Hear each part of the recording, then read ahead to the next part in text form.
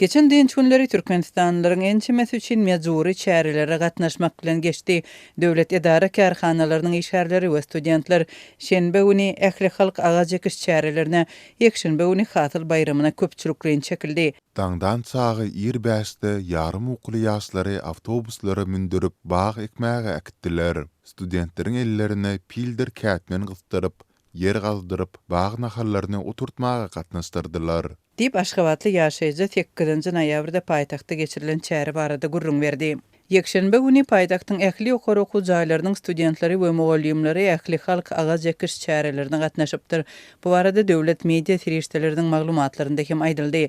Adatlyň Aşgabatdaky çeşmeleri gatnaşyjylaryň çäreleri hökman barmaly edilendigini, ağaç ekmek we arasaçylyk işlerini geçirmek boýunça ýogurlaryň daňdandan öýläne çenli dowam edenligini gurrun berdiler.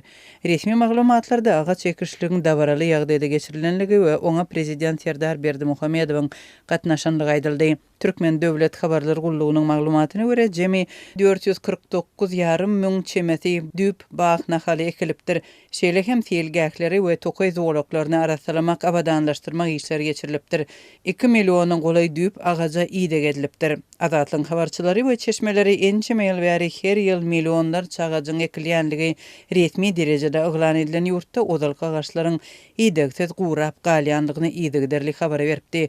Şu ekilen nahallaryň ençemetiniň hem hiliniň ören pet bolup, olaryň gögörmek ähtimallygynyň ören şüphöldigini çeşmeler belliýär. Azatlyga el ýeterli bolan suratlarda inçe guran agaçlaryň topraga oturdulandygyny görmek mümkin. Student ýaşlaryň dinç günleriniň tas ähleti köpçülüklerin çärelere gatnaşmak bilen geçer.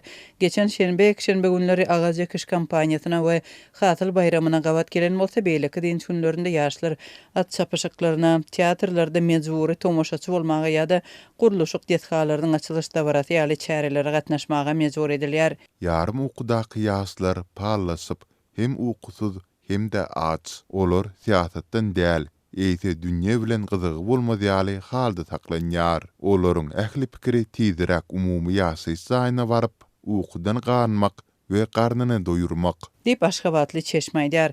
Çäre mejburlygy studentleri kadaly bilim we din almakdan mahrum edýär. Çärelerden ýadan talyplaryň okuw hem hüner almak höwesleri bolmaýar. Olar tapaklara gatnap, sınıf otoglarynda oturan yerlerinde uklap galýarlar we mugallimleriň berýän derslerini özleşdirip bilmeýärler.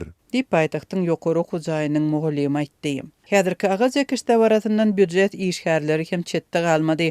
Mary welaýatynyň ähli döwlet edaralarynyň işgärleri şenbe günkü bağ ekmek işlerine çekildi. Şäherde howpsuzlyk çäreleri hem güýçlendirilipdir. Mary şäheriniň içi polisiýa işgärlerinden dogry boldy. Ilki başda prezidentiň aýalla ony Oguljahan Atabaýewa bağ ekmek üçin Mary welaýatyna sapar etjekmiş diýip aýtdylar. Emma ol gelmedi. Hatda onuň geljekdi barada aýdylyp şäheriň içinde howpsuzlyk güýçlendirildi. Ýöne bağ ekmek çäresi adaty geçdi we telewizion üçin ýazga düşürildi. Dip çäre gatnaşan Marly çeşme gurrun berdi. Marda ağaç ekmek işleri bugedek Oguzhan etrawynyň çäginde geçirilipdir. Biziň bağ eken yerlerimiz şor toprakly, suwsuz, tozap ýatan çöl meýdanlar diýip çeşme belledi. Marly böjeli şäherleri täze nahallary oturdup odalky eklen agaçlary hem görüp gaýdanlygyny gurrun berdiler. Olar öňki eklen baglaryň gurap galandygyny bellep, bu işiň manysyna özleriniň düşünmeýänligini bellediler. Öňki eken baglarymyzy gördük. Mundan öň Mar Aşgabat ýolunyň garasyna sähel ýere bag ekipdik. Ol eken baglarymyz gurapdyr. Bize ekdirip köpçülüklerin çäre geçirip video alýarlar we soň ýygyk etmän bağ nahallaryny gura därler. Her ýyl köpçülük bolup bağ ekmegiň manysy näme? Dip Marly ýaşaýjy aýtdy. Häzirki ağaç ekiş kampaniýasy şu ýylyň dowamynda 2-nji fevral-mart aýlarynda näçe agaçyň ekilenligi resmi habarda agzalmandy. Odalky ýyllarda millionlarça düp agaçyň ekiljegi öňünden eglan edilýärdi. Hususan 2020-nji ýylda 7 million bağ nahalyny, ýagny öňki ýyllardan 2 hisseden köp agaçy ekmek barada prezidentiň karary eglan edilipdi. Üstesine soňky 2 ýyl bäri döwlet edaralarynyň işgärlerinden ýokary okuw jaýlarynyň we orta mekdepleriň okuwçylaryndan ekiljek nahallary satyn almak üçin pul toplandy. Şölen fevral aýynda mekdeplerde her bir okuwçydan 10 we 30 manat aralygynda pul talap edildi. Geçen ýyl Türkmenistanda köpçülikliň bagy ekiş mövsüminde häkimetleriň ähli halk bagy ekmek çäresine niýetläp büdjet işgärlerinden talap eden maddi goşunduryň muktary 100 manada, ýagny resmi kurs boýunça 28,5 Amerikan dollaryna barabar bolupdy.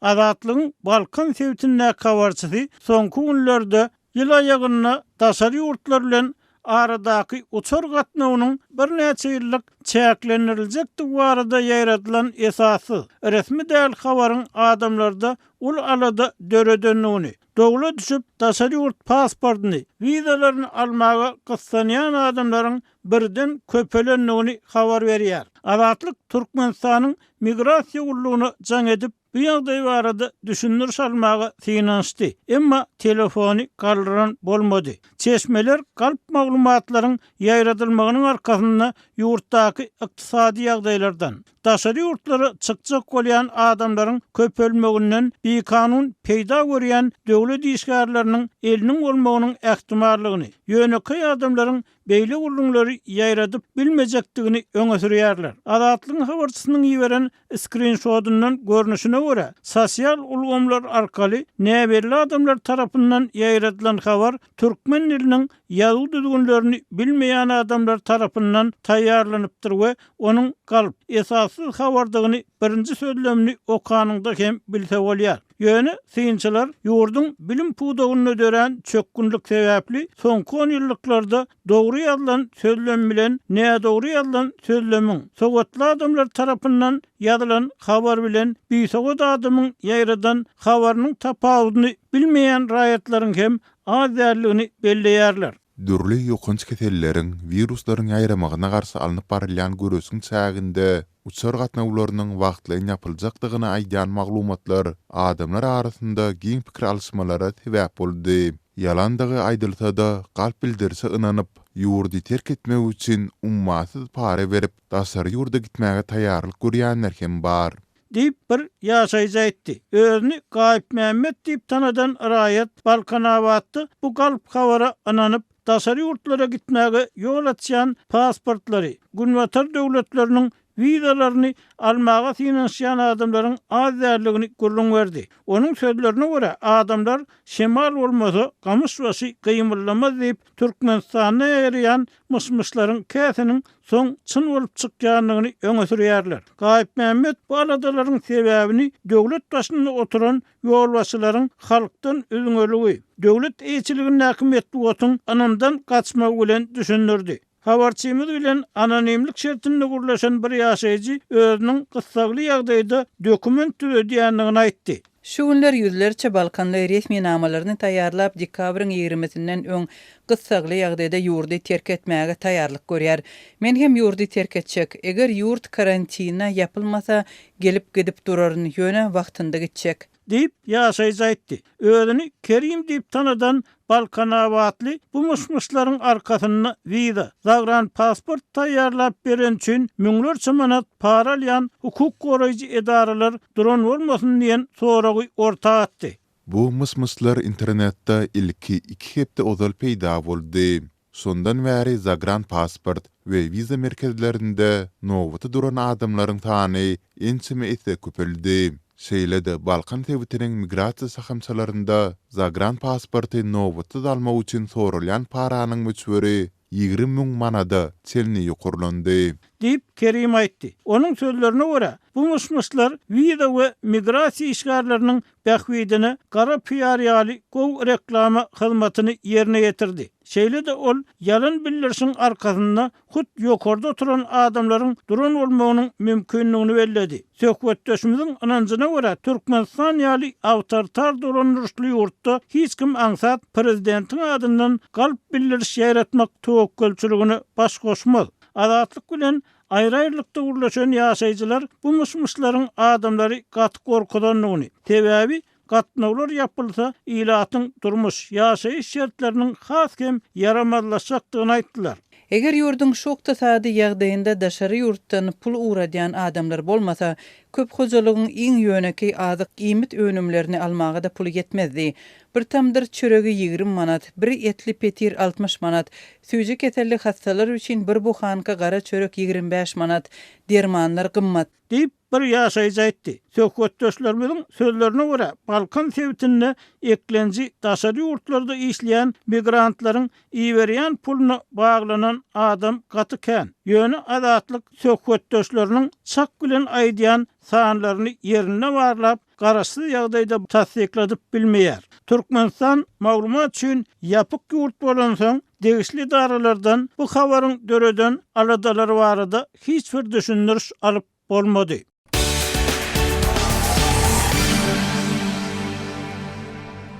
Russiýanyň Ukrainanyň energiýa infrastrukturasyna garşy amala asyran howa hüjümleri sebäpli ýurdun köp sebitinde sol tanda paýtagat Kiýewde köpçülikliň elektrik üçinçiligi kesildi. Hünärmenler darbalaryň ýetiren ziýanyny aradan aýyrmakda, zaýlanan energiýa detalaryny awatlamakda kynçylyk çekýärler. Döwlet energiýa operatory Ukrenergi 9-njy noýabrda tebitleriň köpsinde 8-16 saat aralygynda tok üçinçiliginiň çäklendirilendigi habar berdi. Kampaniýa 10-njy noýabrda hem elektrik sarp ediş ulgamlarynda çäklendirmeleriň meýilistirilendigini ma'lum etdi. Energiýa detalaryna garşy amala asyrylan köpçülikliň Rus raketa we dron hüjümleri sebäpli köp sany çäklendirmeleri girdimeli bolduk diýip Ukrenergi beýanat bilen çykyş etdi. Dolu gerimli basywalyjylykly hüjüm başlanaly beri energiýa detalaryna şu derejede giň gerimli zarwa urlandygyny ýada salmak kyn. Diýip kampaniýanyň sözçüsi Svetlana Hrinchuk Ukrain metbugatyna aýtdy. Ukrainanyň prezidenti Volodymyr Zelenski agşamky video dülenmesinde awatlyş toporlarynyň sebitlerini aglabysynda ýyjy gündüz işleýändiklerini belledi. І хоч складна ситуація, все ж тисячі людей задіяні, щоб стабілізувати систему та відновити після пошкоджень. Dikildiş işleri dowam edýär. Ýagdaý agyr bolsa da, müňlerçe adam ulgamy durnuklaşdyrmak we ýetirilen ziýany aradan aýyrmak ugrunda tagalla edýär diýip Zelenski sözüne goşdy. Ukrainada sowuk howa mewsüminiň başlanmagyndan ozalam Russiýa ýurdun elektrik ulgamyny tebii gaz detalaryna geçirjilerine garşy dowamly amala asyryan hüjümleriniň ýygylygyny güýçlendirdi. Kreml munyň bilen sowuk howa şertlerinde ýaşaýjylarda amatylyklary döretmek bilen bir hatarda ilatda gorky we wehim duýgularyny ornaşdyrmagy maksat edinýär. Russiýanyň 7-nji noýabrda amala asyran hüjümlerinde azyndan 7 adam helak boldy. Häzirlikçe anyk ketitlenmedik tanda ýaşaýjy yaralandy.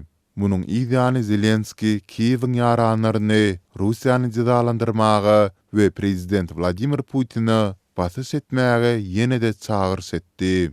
Ukrainanyň daşary işler ministri Andriy Sybiha Russiýanyň 2 atom elektrik beketine tok aktarýan podstansiýalary hem nysana alandygyny aýtdy. Atom energiýasy boýunça halkara agentligiň baş direktori Rafael Grossi atom detalarynyň elektrik podstansiýalaryny nysana almagyň awandyrýan hoplary barada duýduruş berdi.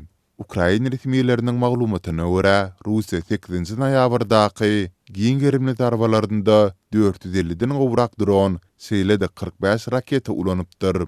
Bu aralykda Russiýanyň Gorunmak ministrligi howadan, guur ýerden we deňizden uzak aralyga ýokary takyklykly teristler bilen giň gerimli zarba gurnalandygyny aýdyp, onuň dowamında Ukrainadaky ýarak öndürüş hemde energiýa detalarynyň nysana alınandygyny öňe sürdi. Ukrenergi Poltava sebitinde hem toğun kesilendigini habar berdi. 200 000 gola ýylatly Kremenchuk doly tümlege bürüldi. Şäherde gysagly ýyladys, tok, internet, suw we ilkinji medisina kömegini hödürleýän wagtlaýan jemgyýetçilik merkezleri esaslandyryldy. Dnipro şäherinde Rus dronlary 9 gatly ýaşaýyş saýyna darba urdy. Hüjümde azyndan 3 adamyň ölendigi habar berildi. Şäherde 2 günlük matam yglan edildi. Russiýanyň hüjümleri sebäpli Ukrainanyň ikinji ýeri şäheri Harkivdaky metro stansiýalary hem toksuz galdy diýip şäher häkimi Igor Terekhov aýtdy. Öz gezeginde Ukraina tas her gize diýen ýaly dronlar bilen Russiýanyň energiýa detgalarına zarbalary urup başlady.